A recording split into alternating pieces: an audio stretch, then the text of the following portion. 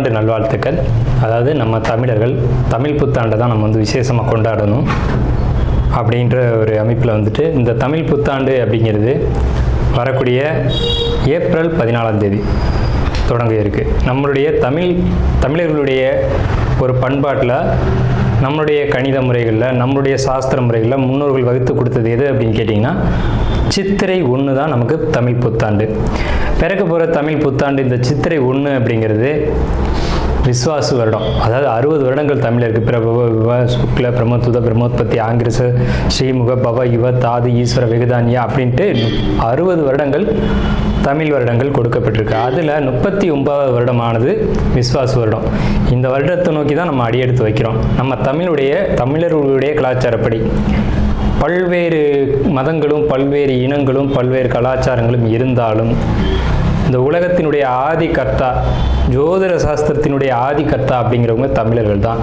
அப்படிங்கிறதுல எல்லளவு கூட மாற்றம் இல்லை அப்படிங்கிறத நீங்கள் நல்லா புரிஞ்சுக்கணும். இந்த உலகத்துக்கு சாஸ்திரத்தையும் நாள்காட்டியும் வான சாஸ்திரத்தையும் தொகுத்து கொடுத்தவங்க யாருன்னு கேட்டால் நம்ம தமிழர்கள்.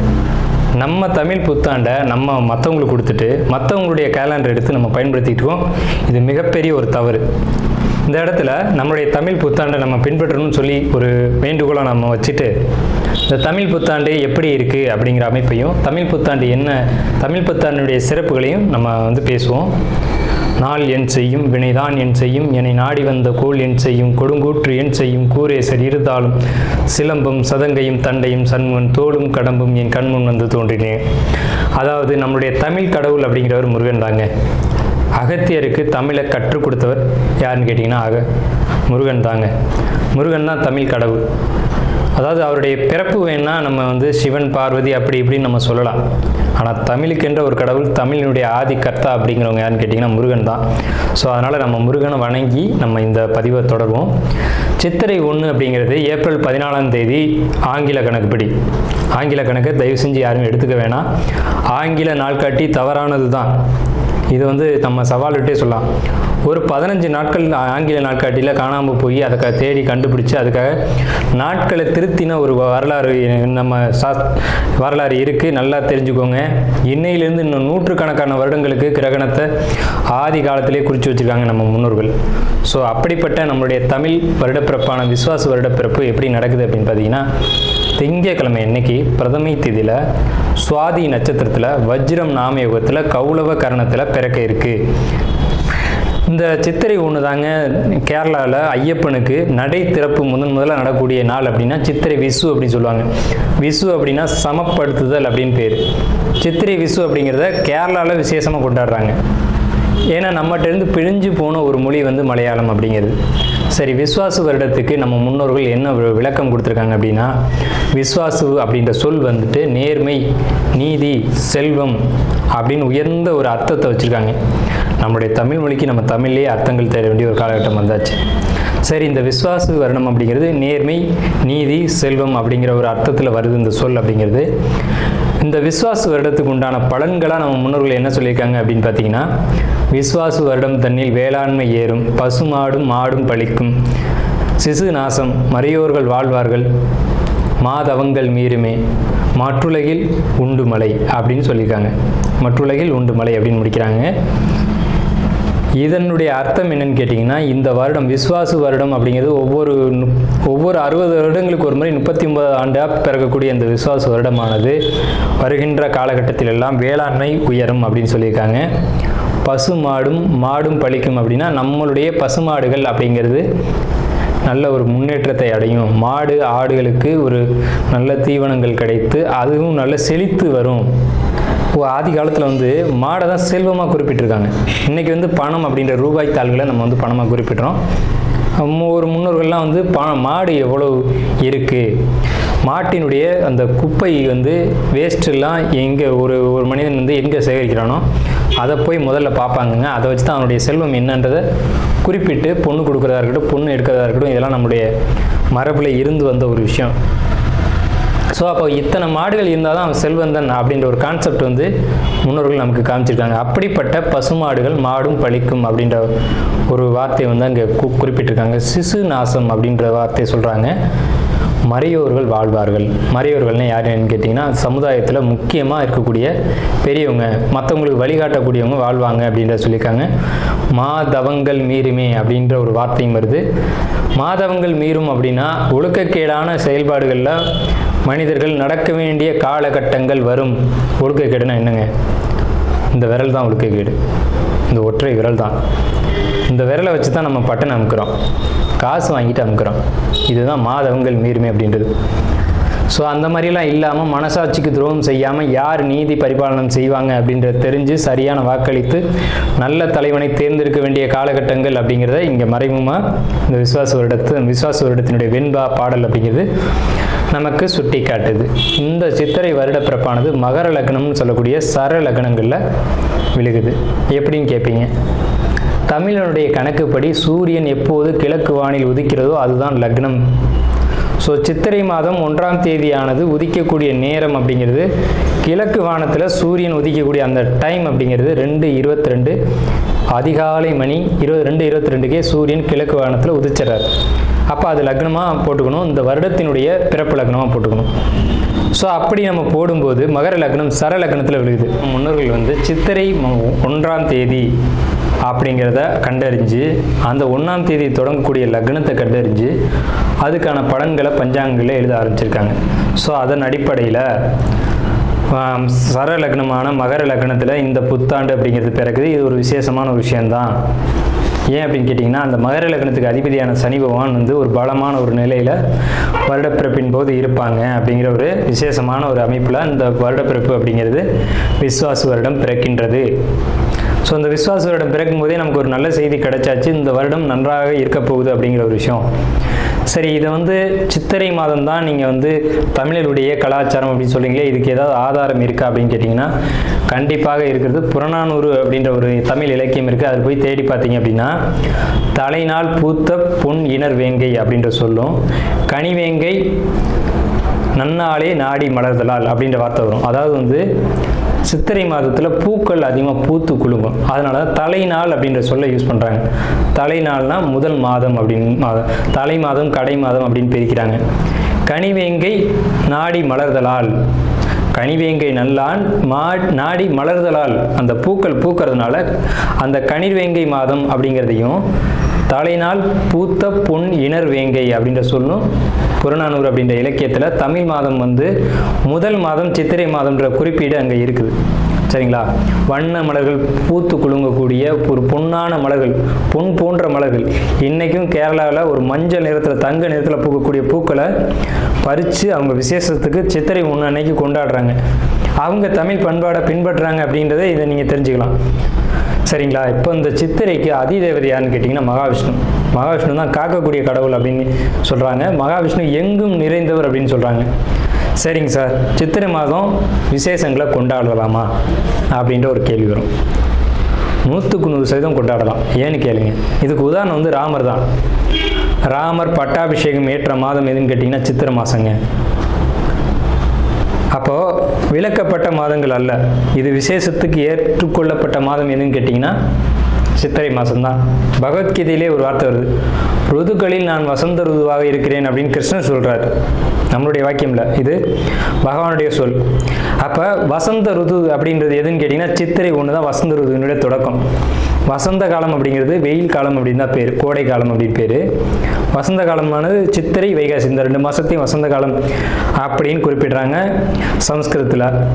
அப்போ இந்த வசந்த காலம் எனக்கு பிடித்த ருது அப்படின்னு சொல்கிறாரு கிருஷ்ணர்.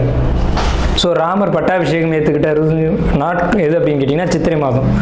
அப்போ சித்திரை மாதம் புது வீடு வாங்கலாம், புது வீடுக்கு கிரகப்பிரவேசம் பண்ணலாம், புது மனை எழுப்பலாம், மனை சம்பந்தப்பட்ட விஷயங்கள், மங்கள காரியங்கள் இது எல்லாம் செய்வதற்கு உகந்த மாதம் சித்திரை மாதம். சரி, அப்போ அந்த சித்திரை மாதம் பார்த்திங்கன்னா சித்ரா பௌர்ணமி அப்படின்னு ஒன்று வரும். சித்திரை பௌர்ணமி அப்படின்ற ஒரு விசேஷம் வரும். சூரியன் மேசத்திலும் சந்திரன் துலாத்திலும் இருந்து சித்திரை நட்சத்திரம் வருகின்ற நாளில் பௌர்ணமி திதியானது உதிக்கும்.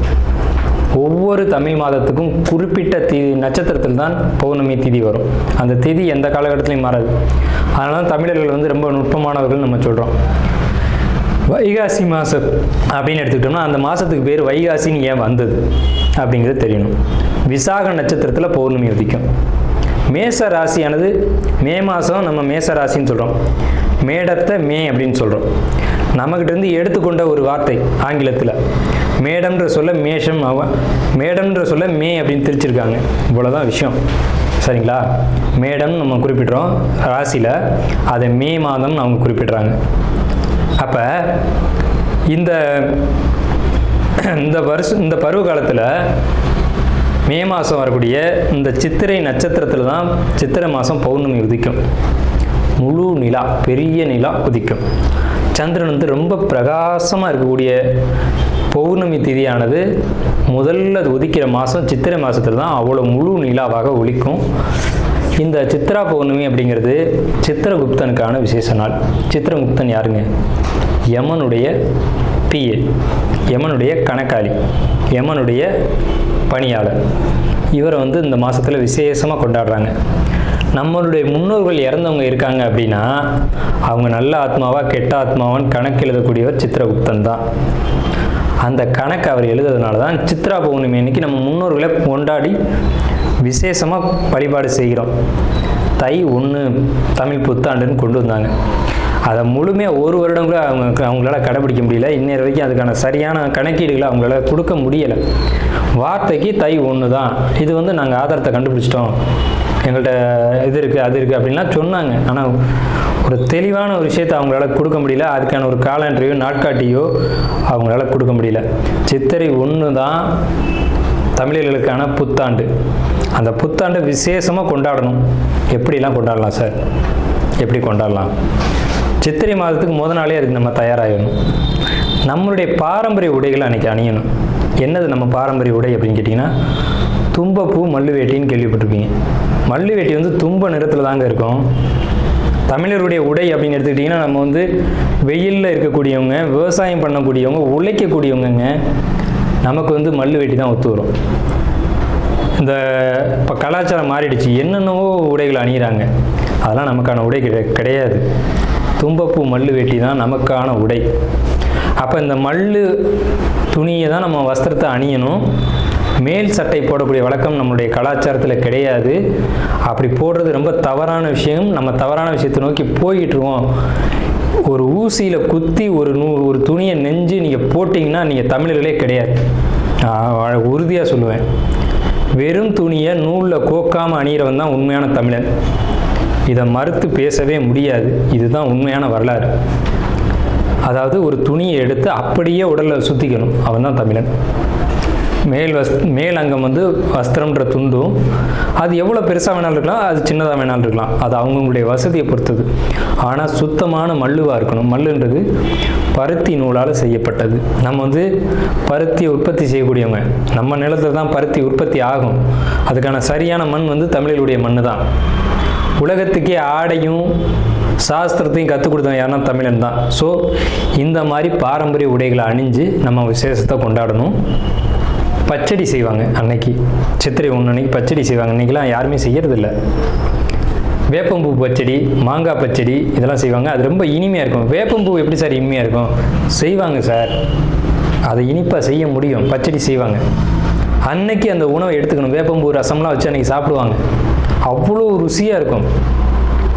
அந்த நாளில் அந்த உணவை தான் எடுத்துக்கணும்னு நமக்கு முன்னோர்கள் சொல்லியிருக்காங்க. அதை தவிர்த்து நீங்கள் போகிறது அப்படிங்கிறது ஒரு சிறப்பான விஷயம் கிடையாது. சரி, நம்ம வந்து இந்த 39ஆவது ஆண்டில் இருக்கோம். கலியுகாதி வருஷம் 5127ஆவது ஆண்டு இந்த விசுவாச வருடம் பிறக்குது. இந்த ஆண்டினுடைய ராஜா மந்திரி அப்படிங்கிறது சூரியன். இந்த ஆண்டினுடைய ராஜா மந்திரி அப்படிங்கிறது சந்திரன். அர்க்காதிபதி சூரியன், மேகாதிபதி சூரியன், சஸ்யாதிபதி குரு, சேனாதிபதி சூரியன், ரசாதிபதி சனி. இந்த ஆண்டினுடைய ராஜா அப்படின்னு சொல்லக்கூடியவர் சந்திரன் பலமாக இருக்காங்க. இந்த ஆண்டு தொடக்கத்திலே பலமாக இருக்காங்க. சனி பலமாக இருக்காங்க. சூரியன் பலமாக இருக்காங்க. சூரியன் எப்போவுமே வருஷ ஆண்டு பிறப்பு அப்படின்னாலே சூரியன் பலமாக தான் இருப்பார். அது என்ன ஸ்பெஷல்னு கேட்டிங்கன்னா, அந்த வீடு வந்து எந்த ஒரு பலகீனமும் அடையாமல் இருக்குது. மேசராசி. சஸ்யாதிபதி குரு அதீத பலத்தில் இருக்கார். எப்படின்னு கேட்டிங்கன்னா, பரிவர்த்தனை யோகத்தில் குரு சுக்கிரன் பரிவர்த்தனையில் தங்களுடைய வீடுகளை மாற்றிக்கிட்டு, பகைக்கிறவங்கள் தான் குரு சுக்கிரன், ஆனால் தங்களுடைய வீடுகளை பரிமாற்றம் செஞ்சுக்கிட்டு நல்ல ஒரு பலமான நிலையில் இருக்காங்க.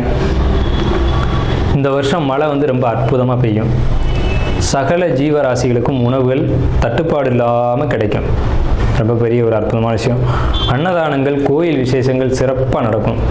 ஆனால் அந்த புனித யாத்திரைக்குள் போகக்கூடியவங்களுக்கு இந்த விஸ்வாச வருடம் அவ்வளோ சிறப்பாக இல்லை. அங்கே சில நெருக்கடிகள், தொந்தரவுகள் இருக்கலாம் அப்படின்ற ஒரு சின்ன மைனஸ் மட்டும்தான் இருக்குது. அதே நேரத்தில் உணவு உற்பத்திகள் அப்படிங்கிறது அதிகரிக்கும். மழை நல்லா பொழியும். அணு ஆயுத உற்பத்திகள் அதிகமாக இருக்கும். ஆயுதங்கள், இரும்பு, எஃகு போன்ற விஷயங்களுடைய உற்பத்தி அதிகரிக்கும். மருத்துவத்தில் இந்திய தேசம் முதலிடத்தை வகிக்கும். வட மாநிலங்களில் வெள்ள பாதிப்புகள் ஏற்படும். மின்சார தடைகள் அடிக்கடி ஏற்படும். பேட்டரி வாகனங்கள் அதிகரிக்கும். பெரும்பாலும் இந்த பெட்ரோலியம் சம்மந்தப்பட்ட வாகனங்கள் அப்படிங்கிறது குறையும். தங்கம், வெள்ளி உளைச்சல் அப்படிங்கிறது உச்சத்தை அடையும். விலை உச்சத்தை அடையும். தங்கம், வெள்ளியை பொறுத்த வரைக்கும், ஆபரணங்களை பொறுத்த வரைக்கும் விலை உச்சத்தை அடையும். ஆனால் விலையும் அதிகம் அடையும் போதெல்லாம் அந்த விற்பனையும் அதிகமாகும். நல்ல லாபங்கள் கிடைக்கும். அதிகமாக தங்க நகைகளை வாங்கி அணியக்கூடியதும் சேமிக்கக்கூடியதும் இந்த ஆண்டு மக்கள் செய்வாங்க. சுரங்கம், பெட்ரோலியம், கிணறு இதை பொறுத்த வரைக்கும் விபத்துக்கள் ஏற்படுத்தி கொண்டே இருக்கும். பெண்களுக்கு அவமரியாதைகளும் பாலியல் தொந்தரவும் நடைபெறும். இது ஒரு மைனஸ் தாங்க. பூச்சி, கருவண்டு இந்த மாதிரியான விஷயங்கள் அதிகரிக்கும். வெங்காயம், தக்காளி, பூண்டு, மாங்காய், புளி இதனுடைய உற்பத்தியும் அதிகமாக இருக்கும். விலையும் அதிகமாக இருக்கும். மனிதர்களுக்கு இந்த நடைப்பயணம் போகக்கூடியவங்களுக்கு மட்டும் கொஞ்சம் தொந்தரவுகள் இருக்குங்க. இது இந்த ஆண்டினுடைய பலனாக இருக்குது. இந்த ஆண்டு எப்படி கொண்டாடணும் அப்படின்றத பற்றி நம்ம பேசணும், சரிங்களா? அப்போ அந்த நாளில் புத்தாடைகள் அணிஞ்சு விசேஷமாக நம்ம அதுக்கு முத நாளே தயாராகிடணும். சித்திரை கனி காணுதல் அப்படின்னு சொல்லுவாங்க. சித்திரை கனி காணுதல் தமிழர்களுடைய ஒரு மரபான பண்பாடு.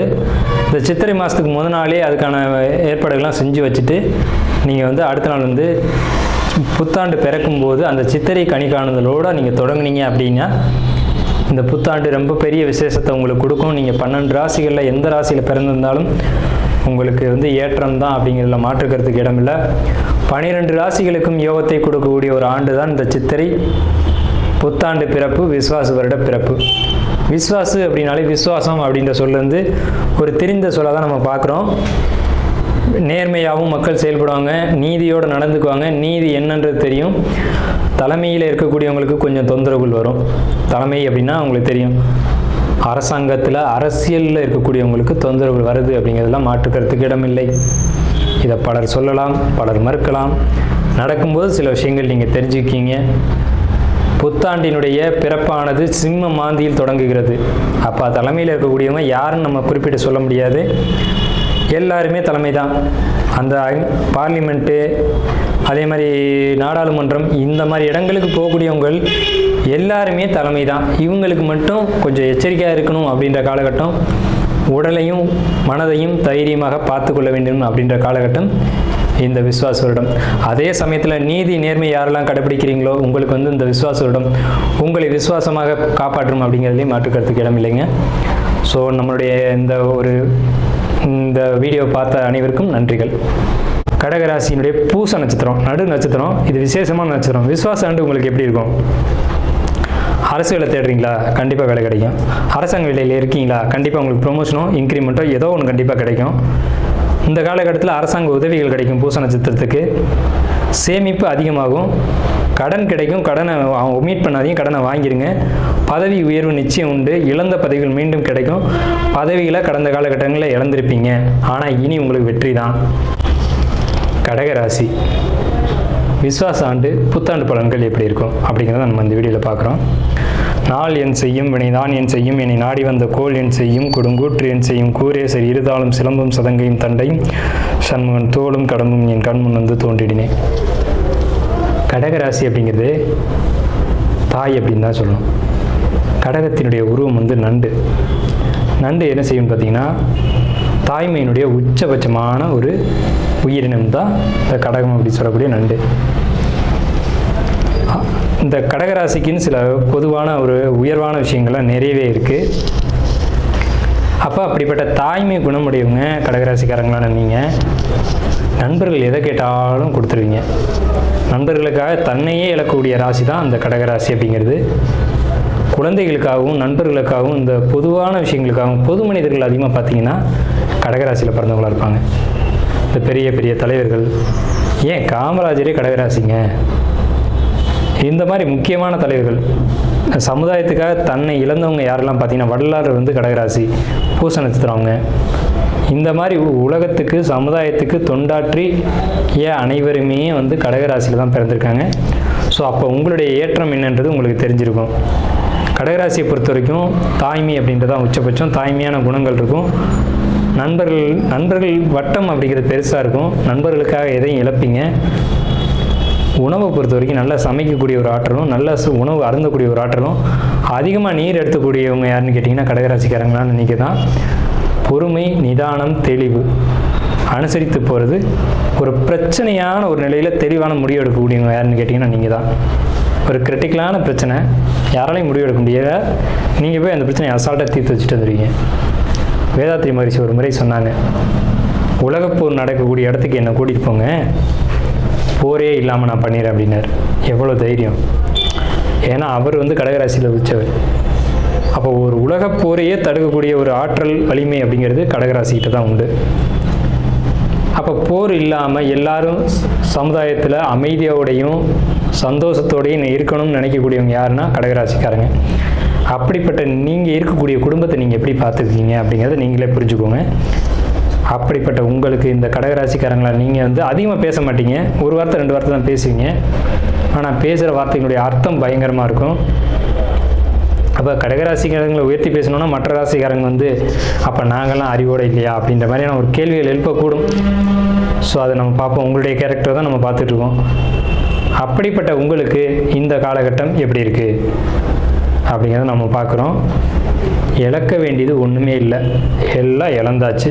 எதையும் இழக்கிறதுலையும் கவலைப்படாத ராசி கடகராசி தான். எல்லாமே போயிட்டாலும் தைரியமாக நிற்கும். கடகம் மட்டும்தான் அது நிற்க முடியும். அப்படிப்பட்ட உங்களையும் எல்லாத்தையும் இழக்க வச்சும் வேடிக்கை பார்த்தாச்சு. ஸோ ஒரு சிலர் சொல்லுவாங்க, சில குறிப்பிட்ட ராசிகளை மட்டும் சனி பகவான் எதுவுமே பண்ண மாட்டார் அப்படிம்பாங்க. அதெல்லாம் உண்மையானு பார்த்தா அந்த ராசிக்காரங்களை கேட்டால் தான் அதோட உண்மை தெரியும். அப்படிலாம் கிடையாது. 12 ராசியுமே சனி பகவான் ஆட்டி படைப்பார், 12 ராசியுமே சனி பகவான் வாழ வைப்பார். ஸோ இந்த கடந்த காலகட்டத்தை பொறுத்த வரைக்கும் நான் சிம்பிளாக சொல்லுவேங்க, பாரப்பா பானுமைந்தன் பால்மதிக்கு எட்டி நிற்க, சிரித்திட்டேன் ஜென்மனுக்கு அநேக துன்பம், செத்திறந்து போவதற்கோர் எண்ணம் கொள்வார் அப்படின்ற நிலையில் இருந்த நீங்கள் விஸ்வாச ஆண்டில் எப்படி இருக்க போகிறீங்க அப்படிங்கிறதான் இப்போ கேள்வி. விஸ்வாச ஆண்டு அப்படின்றத பொறுத்த வரைக்கும் கணமுள்ள தனமாறு லாபம் ஒன்றில் கதிர்மைந்தன் தான் இருக்க தனலாபம், தனமுண்டு பிதிர்தோஷன் சத்ருபங்கன் தரணிதனின் பேர் விளங்கும் அரசன் லாபம் அப்படின்னு சொல்லியிருக்காங்க. அதாவது சனி பகவான் 9ஆம் இடத்துக்கு வரும்போது எல்லா உயர்வான பதவிகளும் உங்களுக்கு கிடைக்கும் அப்படின்னு அர்த்தம். இழந்ததை மீண்டும் பெறக்கூடிய அமைப்பு அப்படிங்கிறது 9ஆம் இடம் தாங்க. அதனால தான் அதுக்கு பேர் பாக்கியஸ்தானம்னு வச்சான். இப்போ நீங்கள் இழந்ததை பூரா பெறக்கூடிய காலகட்டம். சொத்தை இழந்தீங்களா, பணத்தை இழந்தீங்களா, பொருளை இழந்தீங்களா, உறவுகளை இழந்தீங்களா, நண்பர்களை இழந்தீங்களா, எல்லாமே திரும்பி வந்து உங்களை சேரும். அதனால தான் தனம் உண்டு பிதுதோஷம் சத்ருபங்கன் தரணிதனில் பேர் விளங்கும் அரசன் லாபம்னு சொன்னாங்க. அரசாங்க உதவிகள் வரைக்கும் உங்களுக்கு கிடைக்கும் இந்த காலகட்டத்தில். சார் ஒரு லோன் போட்டிருக்கேன் வருமா? கண்டிப்பாக வரும். வீடு கட்டலாமா? அரசாங்க உதவியோடு வீடு கட்டுவீங்க.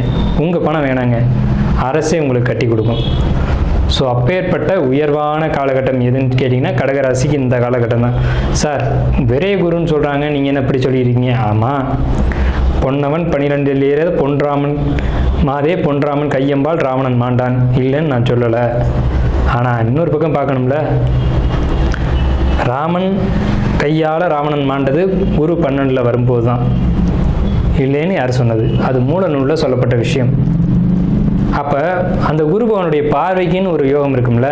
உங்கள் ராசிக்கு 4ஆம் இடத்தை குரு பார்க்குறார், 6ஆம் இடத்தை குரு பார்க்குறார், 8ஆம் இடத்தை குரு பார்க்குறார்.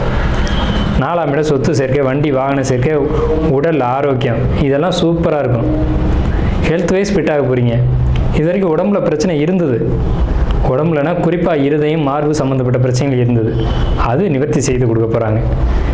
என்ன சார் 1.5 வருஷமாக உடம்புல அவ்வளோ பிரச்சனை இருந்தது, திடீர்னு காணாமல் போயிட்டுருக்கீங்க, நம்பவே முடியல அப்படின்னு சொன்னாலும் இப்போ பாருங்கள், அது நம்புகிற மாதிரியான காலகட்டம். விஸ்வாச ஆண்டு தொடங்கின சித்திரை 1ஆம் தேதி உங்களுக்கு தெரியும். சரிங்களா? விஸ்வாசன்றது சாதாரண விஷயம் இல்லை. விஸ்வாசுக்கே நிறைய ஏற்றங்கள் உண்டு. விஸ்வாச தவிடம் தண்ணில் வேளாண்மை ஏறும், பசுமாடு மாடும் பழிக்கும், சிசு மரணம், மறையோர்கள் வாழ்வார்கள் மாதவங்கள் மீறுமே மாற்றுலகில் உண்டு மழைன்னு சொல்லியிருக்காங்க. அப்போ வேளாண்மை ஏறும், வருமானம் உயரும், உங்களுக்கும் வருமானம் உயரும். பொதுவாக இந்த ஒரு வருடம் பிறக்குது அப்படின்னா அந்த வருடத்தினுடைய பலன் யாருக்கு அதிகமாக கிடைக்கும்னா கடகத்துக்கு தான் கிடைக்கும். ஏன்னா கடகத்தையும் சிம்மத்தையும் தான் முக்கியமான பாயிண்டாக வச்சுருக்காங்க. இந்த உலகத்தினுடைய முதல் புள்ளி ஆரம்பிக்கிறதே கடகத்தில் தாங்க. அதனால தாங்க தாயின்னு சொன்னேன். அப்படிப்பட்ட உங்களுக்கு இந்த ஆண்டு அப்படிங்கிறது விஸ்வாச வருடத்தில் மிகப்பெரிய பெரிய ஏற்றங்கள், தொழில் முன்னேற்றங்கள், புதிய வாய்ப்புகள், அரசு வேலைக்கு யாரெல்லாம் காத்துட்ருக்கீங்களோ, அரசாங்க வேலை யாருக்கெல்லாம் வேணும்னு நினைக்கிறீங்களோ அவங்களுக்கு அரசாங்க வேலை கிடைக்கும். இல்லை சார் நான் ஆல்ரெடி அரசு வேலையில் தான் இருக்கேன், ப்ரொமோஷன் இல்லை, இன்க்ரிமெண்ட் இல்லை, டீமோரேட் பண்ணிட்டாங்க, வேலையிலேருந்து தூக்கிட்டாங்க, திருப்பி சேர்த்துக்கோங்க. திருப்பி உங்களுடைய ப்ரொமோஷனை கொடுப்பாங்க. உங்களுக்கு என்ன சேலரி அதை கரெக்டாக கொடுப்பாங்க. சஸ்பெண்ட் ஆர்டர் கொடுத்துருந்தாங்க அப்படின்னாலும் அதை ரிவோக் பண்ணிக்குவாங்க, திருப்பி ரீஜாயின் பண்ணலாம். அந்த ஜாப்லேயும் பிரச்சனை தீரும். அதே மாதிரி சார் நான் அரசு வேலையில் தான் இருக்கேன், என் பையன் மேலே ஒரு கேஸ் இருக்குது, கேஸ்லேருந்து ரிமூவ் பண்ணிடுவாங்க, உங்களுக்கு ஜட்ஜ்மெண்ட் வந்துடும். உங்களுடைய உறவுகள் மேலே இருந்த பழி பாவங்கள் தீரக்கூடிய காலகட்டம்.